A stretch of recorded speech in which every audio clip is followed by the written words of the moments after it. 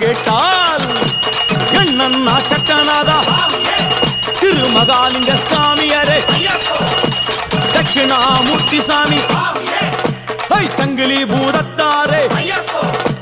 பாதாள பூதத்தாரே மேல்வாசல் பூதத்தாரே சுடர் மாடன் சாமியாரே தளவாய் modern சாமியாரே குண்டில் modern சாமியாரே